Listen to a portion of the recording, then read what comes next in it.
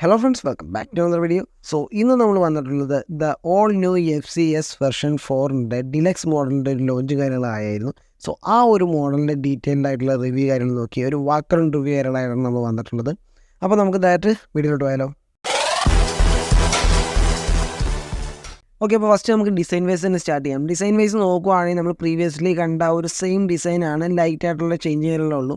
അതായത് നമ്മുടെ ഹെഡ്ലൈറ്റ് പോർഷനിൽ നമുക്ക് LED ഹെഡ്ലൈറ്റ്സ് കാര്യങ്ങളാണ് പ്രൊവൈഡ് ചെയ്തിട്ടുള്ളത്. രണ്ട് സൈഡിലായിട്ട് നമുക്കൊരു LED DRL കാര്യങ്ങളൊക്കെയും പ്രൊവൈഡ് ചെയ്തിട്ടുണ്ട്. ബട്ട് പ്രീവിയസ് വെർഷൻ വെച്ച് നോക്കുവാണെങ്കിൽ കുറച്ചുകൂടി ഇമ്പ്രൂവ് ആയിട്ടുള്ളൊരു ഹെഡ്ലൈറ്റ് പോർഷൻ കാര്യങ്ങളാണ് നൽകിയിട്ടുള്ളത്. അതായത് ന്യൂലി ഡിസൈൻ ആയിട്ടുള്ള ക്ലാസ് D എന്ന് പറഞ്ഞ അവർ മെൻഷൻ ചെയ്തിട്ടുള്ള ഒരു ഹെഡ്ലൈറ്റ് പോർഷനാണ്. സോ ആ ഒരു ഡിം ആണെങ്കിലും ബ്രൈറ്റ് ആണെങ്കിലും കുറച്ചുകൂടി ഇമ്പ്രസീവ് ആയിട്ട് രീതിയിലുള്ളൊരു ലൈറ്റിങ് കാര്യങ്ങളൊക്കെ പ്രൊവൈഡ് ചെയ്യുന്ന ഒരു ഹെഡ്ലൈറ്റ് പോർഷനാണെന്നാണ് യമഹ ക്ലെയിം ചെയ്തിട്ടുള്ളത്. സോ ഫസ്റ്റ് അതിനൊരു ഡിഫറൻസ് കാര്യങ്ങൾ അതാണ് വന്നിട്ടുള്ളത്. പിന്നെ ഇൻഡിക്കേറ്റേഴ്സ് ആണെങ്കിലും നമുക്ക് LED ഇൻഡിക്കേറ്റേഴ്സ് കാര്യങ്ങളൊക്കെയാണ് നമുക്ക് ഈ ഒരു മോഡലിൽ പ്രൊവൈഡ് ചെയ്തിട്ടുള്ളത്. സോ ഓവറോൾ ആ ഒരു ഫ്രണ്ട് പോർഷൻ കാര്യങ്ങൾ ഓക്കെ, അത്യാവശ്യം നല്ല നീറ്റായിട്ട് തന്നെ ചെയ്തു വെച്ചിട്ടുള്ളത്. സോ എനിക്കെന്തോ പേഴ്സണലി വെർഷൻ 3യുടെ ഒരു ഹെഡ്ലൈറ്റ് പോർഷൻ കാര്യങ്ങളൊക്കെയാണ് എനിക്ക് വളരെ ഇഷ്ടപ്പെട്ടതായിട്ടുണ്ടാകുന്നത്. ഓക്കെ, എനിവേ നൈസായിട്ട് തന്നെ ചെയ്തു വേണ്ട യമഹ. അതുപോലെ തന്നെ ഫ്രണ്ടിൽ നൽകിയിട്ടുള്ള മഡ് ഗാർഡ് കാര്യങ്ങളാണെങ്കിലും നമുക്ക് മാറ്റ് ഫിനിഷ് ആയിട്ടുള്ള മഡ് ഗാർഡ് കാര്യങ്ങളാണ് നൽകിയിട്ടുള്ളത്. അതിൻ്റെ സൈഡ് പോർഷനിലായിട്ട് നമുക്ക് ചെറിയൊരു ഗ്ലോസി ഫിനിഷ് ആയിട്ടുള്ള രീതിയിൽ നൽകിയിട്ടുള്ളൊരു പീസും കാര്യങ്ങളും ഉണ്ടായിരുന്നു. സോ ഓവറോൾ ഫ്രണ്ട് ലുക്ക് നോക്കുവാണെങ്കിൽ അത്യാവശ്യം നീറ്റായിട്ട് അതിൻ്റെ ഡിസൈനും കാര്യങ്ങൾ ചെയ്തു വെച്ചിട്ടുണ്ട്. ഓക്കെ, അതുപോലെ തന്നെ നമ്മുടെ കയ്യിലുള്ളത് ഒരു റേസിംഗ് ബ്ലൂ എന്ന് പറഞ്ഞ മോഡൽ കാര്യങ്ങളാണ് കേട്ടോ. സോ അവരുടെ ഐക്കോണിക് ആയിട്ടുള്ളൊരു കളറും കാര്യങ്ങളാണ് റേസിംഗ് ബ്ലൂ. സോ ആ ഒരു കളർ വേരിയൻ്റാണ് നമ്മുടെ കയ്യിലുള്ളത്. അപ്പോൾ ഈ ഒരു മോഡലിൻ്റെ അലോയ് വീൽസും സെയിം കളർ തന്നെയാണ് നൽകിയിട്ടുള്ളത്. ഒരു റേസിംഗ് ബ്ലൂ തന്നെയാണ് നമുക്ക് അലോയ് വീൽസും കാര്യങ്ങൾ വന്നിട്ടുള്ളത്. സോ അതുകൊണ്ട് തന്നെ ആ ഒരു അട്രാക്ഷൻ കാര്യങ്ങൾ അത്യാവശ്യം നല്ല രീതിയിൽ എടുത്തറിയാൻ പറ്റുന്നുണ്ട് ആ വണ്ടിയുടെ കളറും കാര്യങ്ങളും നമുക്ക്. ഇനി ടാങ്ക് പോർഷൻ ഫുള്ളായിട്ട് നമുക്ക് ആ ഒരു റേസിംഗ് ബ്ലൂ തന്നെയാണ് നൽകിയിട്ടുള്ളത്. സോ ഒരു ചെറിയൊരു ബ്ലാക്കിൻ്റെ ഒരു കോട്ടിങ് കാര്യങ്ങളും സ്റ്റിക്കർ വർക്ക് കാര്യങ്ങളൊക്കെയാണ് നൽകിയിട്ടുള്ളത്. സൈഡ് പാനൽസ് കാര്യങ്ങളൊക്കെ നമുക്ക് മാറ്റ് ബ്ലാക്കും അതുപോലെ തന്നെ ഗ്ലോസി ബ്ലാക്കും ആയിട്ടുള്ള ഒരു മിഡായിട്ട് രീതിയിലാണ് ഒരു ഫിനിഷിങ് കാര്യങ്ങളൊക്കെ ചെയ്തു വെച്ചിട്ടുള്ളത്.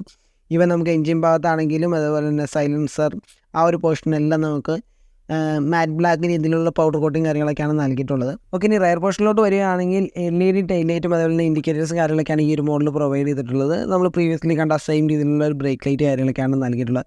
സോ ഓവറോൾ അത്യാവശ്യം നീറ്റായിട്ടുള്ള ലുക്കും കാര്യങ്ങളും നമുക്ക് റയർ പോർഷനിൽ നിന്ന് കിട്ടുന്നുണ്ട്. അതുപോലെ തന്നെ അത്യാവശ്യം സ്ട്രോങ് ആയിട്ടുള്ള ഒരു ഗ്രാബ് റെയിൽ കാര്യങ്ങളൊക്കെയാണ് ഈ ഒരു മോഡലിൽ നൽകിയിട്ടുള്ളത് കേട്ടോ.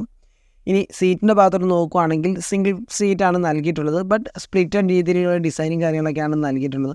അത്യാവശ്യം നല്ല രീതിയിൽ റൈഡിങ് കംഫർട്ട് തരുന്ന ഒരു സീറ്റും കാര്യങ്ങളാണ് കേട്ടോ. ഈവൻ MT പോലുള്ള വണ്ടികളെ വെച്ച് നോക്കുമ്പോൾ നമുക്ക് സീറ്റ് കംഫർട്ട് അത്രത്തോളം ഇല്ല എന്നുള്ളത് ഞാൻ പറഞ്ഞിട്ടുണ്ടായിരുന്നു. ബട്ട് ഈ FC മോഡലിലോട്ട് വരുമ്പോൾ ഇച്ചിരി നല്ല രീതിയിൽ റൈഡിങ് കംഫർട്ടും വരുന്ന ഒരു സീറ്റും കാര്യങ്ങളൊക്കെയാണ് നൽകിയിട്ടുള്ളത്. സോ ഓവറോൾ സീറ്റിൻ്റെ ഭാഗത്ത് നോക്കുവാണെങ്കിൽ അത്യാവശ്യം നീറ്റായിട്ട് തന്നെയാണ് വന്നിട്ടുള്ളത്. ഇനി ഹാൻഡിൽ പോർഷനിലോട്ട് നോക്കുകയാണെന്നുണ്ടെങ്കിൽ നമുക്ക് ഈ ഒരു മോഡലിൽ നോർമൽ സ്വിച്ചസ് കാര്യങ്ങളൊക്കെയാണ് നൽകിയിട്ടുള്ളത്. ഈവൻ റൈറ്റ് സൈഡിൽ നമുക്ക് എഞ്ചിൻ സ്വിച്ചും അതിൽ ഇഗ്നിഷൻ, ലെഫ്റ്റ് സൈഡിൽ നമുക്ക് ഡിമ്മും ബ്രൈറ്റും അതുപോലെ തന്നെ ഇൻഡിക്കേറ്റർ, ഹോൺ കാര്യങ്ങളൊക്കെയുള്ള ബേസിക് സ്വിച്ചസ് കാര്യങ്ങളൊക്കെയാണ് നൽകിയിട്ടുള്ളത്. ഇനി മീറ്റർ ഭാഗത്തോട്ട് നോക്കുകയാണെങ്കിൽ തന്നെ ഈ ഒരു മോഡൽ നമ്മൾ MTയിലൊക്കെ കണ്ട പോലത്തെ ഒരു രീതിയിലുള്ള LCD മീറ്റർ കൺസോൾ കാര്യങ്ങളൊക്കെയാണ് നൽകിയിട്ടുള്ളത്. അത്യാവശ്യം വേണ്ട ഫീച്ചേഴ്സ് കാര്യങ്ങൾ ഇൻക്ലൂഡ് ചെയ്തൊരു മീറ്റർ കൺസോളാണ് കേട്ടോ. നമുക്ക് ടാക്കോമീറ്റർ കാര്യങ്ങൾ, അതുപോലെ തന്നെ fuel indication, speedometer, trip 1 trip 2 കാര്യങ്ങൾ, പിന്നെ ടൈം കാര്യങ്ങളൊക്കെ നമുക്ക് ഇവിടെ തന്നെ കൺട്രോൾ കാര്യങ്ങൾ ചെയ്യാം.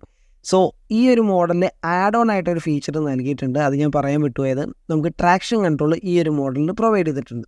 So traction control turn on turn of ചെയ്യാനുള്ള ഒരു ഓപ്ഷൻ കാര്യങ്ങൾ നമുക്ക് മീറ്ററിൽ തന്നെയുണ്ട്. സോ മീറ്റർ തന്നെ അതിൻ്റെ ഇൻഡിക്കേഷനും കാണിക്കുന്നുണ്ട് കേട്ടോ. സോ ആ ഒരു ഫീച്ചർ അത്യാവശ്യം നല്ല രീതിയിൽ 150cc ഈ ഒരു മോഡലിലേക്ക് നൽകിയിട്ടുള്ളത് നല്ലൊരു ഫീച്ചർ തന്നെയാണ്. ബട്ട് പേഴ്സണലി എനിക്ക് എന്തിനാണ് ട്രാക്ഷൻ കൺട്രോൾ ഈ ഒരു മോഡലിൽ നൽകിയിട്ടുള്ളത് എന്ന് എനിക്ക് ഇപ്പോഴും തോന്നുന്നു. സോ അത് എഞ്ചിൻ ഭാഗത്തിൻ്റെ സ്പെസിഫിക്കേഷൻ പറയുമ്പോൾ ഞാൻ ഡീറ്റെയിൽ ആയിട്ട് ഞാൻ പറയാം.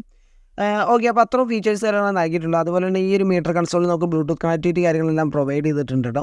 അതുകൊണ്ട് തന്നെ നമുക്ക് യമഹയുടെ വൈ കണക്ട് എന്ന് പറഞ്ഞ ആപ്ലിക്കേഷൻ ത്രൂ തന്നെ നമുക്ക് ഇതെല്ലാം കണക്റ്റും കാര്യങ്ങളും ചെയ്ത് നമുക്ക് എല്ലാ ഡീറ്റെയിൽസും കാര്യങ്ങളൊക്കെ നമ്മൾ മൊബൈൽ ആപ്പ് ത്രൂ തന്നെ എല്ലാം കൺട്രോളും കാര്യങ്ങളും ചെയ്യാൻ പറ്റുന്നതാണ്. സോ ഓവറോൾ അത്യാവശ്യം വേണ്ട എല്ലാ ഫീച്ചേഴ്സും ഇൻക്ലൂഡ് ചെയ്തൊരു ഡീസൻ്റ് ആയിട്ടുള്ള മീറ്റർ കൺസോൾ കാര്യങ്ങളൊക്കെയാണ് യമഹയിനകത്ത് പ്രൊവൈഡ് ചെയ്തിട്ടുള്ളത്.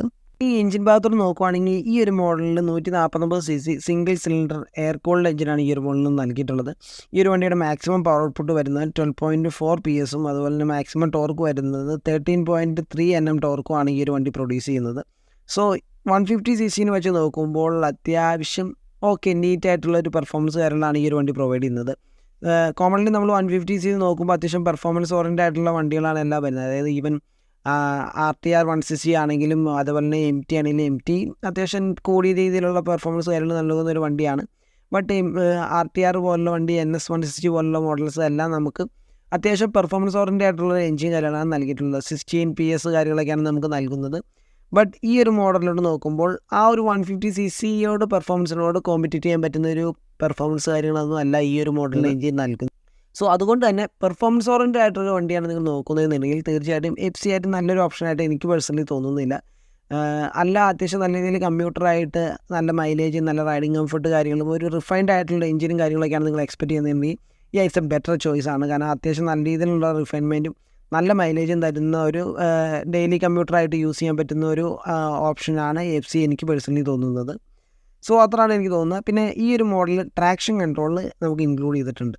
അപ്പോൾ ട്രാക്ഷൻ കൺട്രോൾ ഈ ഒരു മോഡൽ ആവശ്യമുണ്ടോ എന്ന് ചോദിച്ചു കഴിഞ്ഞാൽ എനിക്ക് പേഴ്സണലി തോന്നുന്നു ട്രാക്ഷൻ കൺട്രോളിൻ്റെ ആവശ്യ കാര്യങ്ങളൊന്നുമില്ല. കാരണം ഈ ഒരു പെർഫോമൻസ് വെച്ചുള്ളൊരു വണ്ടിക്ക് ട്രാക്ഷൻ കൺട്രോൾ നൽകേണ്ട ആവശ്യകത എനിക്ക് തോന്നുന്നില്ല. മേ ബി അതൊരു സെയിലിങ്ങിന് വേണ്ടി ഒരു ആഡ് ഓൺ പോയിൻ്റ് ആയിട്ട് മേ ബി അവർ ആഡ് ചെയ്തതായിരിക്കാം. ബട്ട് ട്രാക്ഷൻ കൺട്രോൾ ആഡ് ചെയ്യേണ്ട ഒരു പെർഫോമൻസോ അത്രയ്ക്ക് ഭീകരമായിട്ടുള്ളൊരു എഞ്ചിൻ്റെ ഔട്ട്പുട്ട് കാര്യങ്ങൾ കിട്ടുന്നൊരു വണ്ടിയൊന്നുമല്ല. അതുകൊണ്ട് തന്നെ ട്രാക്ഷൻ കൺട്രോൾ ഒരു അനാവശ്യമായിട്ടുള്ളൊരു ഫീച്ചർ ആയിട്ടാണ് എനിക്ക് തോന്നുന്നത്. എനിവേ ട്രാക്ഷൻ കൺട്രോൾ ആഡ് ചെയ്തിട്ടുണ്ട് എന്ന് വേണമെങ്കിൽ നമുക്ക് പറയാം. പിന്നെ എഞ്ചിൻ ഭാഗത്തെ പറ്റി പറഞ്ഞപ്പോൾ 5 സ്പീഡ് ഗിയർ ബോക്സ് കാര്യങ്ങളാണ് ഈ ഒരു മോഡൽ പ്രൊവൈഡ് ചെയ്തിട്ടുള്ളത്. മൈലേജിൻ്റെ കാര്യം നോക്കുവാണെങ്കിൽ എബോവ് 50+ നിങ്ങൾക്ക് എക്സ്പെക്റ്റ് ചെയ്യാവുന്ന ഒരു മോഡൽ കൂടിയാണ് കേട്ടോ. കാരണം അത്യാവശ്യം നീറ്റായിട്ടുള്ള മൈലേജ് കാര്യങ്ങൾ വെർഷൻ 3 ഞാൻ യൂസ് ചെയ്തിട്ടുള്ളതാണ്. വെർഷൻ 3 അത്യാവശ്യം നീറ്റായിട്ടുള്ള മൈലേജ് കാര്യങ്ങൾ കിട്ടുന്നുണ്ട്. നല്ല രീതിയിലുള്ള റൈഡിങ് കംഫർട്ട് കാര്യങ്ങളുള്ളൊരു വണ്ടി കൂടിയായിരുന്നു വെർഷൻ 3 കാര്യങ്ങൾ. സോ അതുകൊണ്ട് തന്നെ ഈ ഒരു മോഡൽ അത്യാവശ്യം നല്ല രീതിയിലുള്ള മൈലേജ് കാര്യങ്ങൾ നിങ്ങൾക്ക് എക്സ്പെക്റ്റ് ചെയ്യാവുന്നതാണ്. ഓക്കെ, ഇനി ടയർ ഭാഗത്തോട്ട് നോക്കുവാണെങ്കിൽ നമുക്ക് ഫ്രണ്ടിൽ നൽകിയിട്ടുള്ളത് 180 ആണ് നമുക്ക് ടയർ സൈസ് കാര്യങ്ങൾ നൽകിയിട്ടുള്ളത്. റയർ പോർഷനിൽ വരികയാണെങ്കിൽ 140 and 60 ആണ് നമുക്ക് നൽകിയിട്ടുള്ളത്. റേഡിയൽ ട്യൂബ്ലെസ് ടയറാണ് നമുക്ക് റയർ പോർഷനിൽ നൽകിയിട്ടുള്ളത്. ഫ്രണ്ടിൽ നമുക്ക് ട്യൂബ്ലെസ് ടയർ കാര്യങ്ങളൊക്കെയാണ് പ്രൊവൈഡ് ചെയ്തിട്ടുള്ളത്. MRFൻ്റെ തന്നെയാണ് നമുക്ക് സ്റ്റോക്ക് ടയർ കാര്യങ്ങൾ നൽകിയിട്ടുള്ളത് കേട്ടോ. ഇനി ഈ ഒരു മോഡലിൻ്റെ ബ്രേക്കിങ്ങിൻ്റെ ഭാഗം നോക്കുവാണെങ്കിൽ ഫ്രണ്ടിലും നമുക്ക് 282 mm ഒരു ഡിസ്ക് ബ്രേക്ക് കാര്യങ്ങളാണ് നൽകിയിട്ടുള്ളത്. റയർ പോർഷനിൽ നമുക്ക് 220 mm ഒരു ഡിസ്ക് ബ്രേക്ക് കാര്യങ്ങളാണ് പ്രൊവൈഡ് ചെയ്തിട്ടുള്ളത്. ഈ ഒരു മോഡൽ സിംഗിൾ ചാനൽ ABSലാണ് വന്നിട്ടുള്ളത്. സോ ഒരു നീറ്റായിട്ടുള്ള ഡീലും കാര്യങ്ങളാണ്. സിംഗിൾ ചാനൽ ABS ഈ ഒരു മോഡലിന് ആപ്റ്റായിട്ടുള്ള ബ്രേക്കിംഗ് കാര്യങ്ങളൊക്കെയാണ്.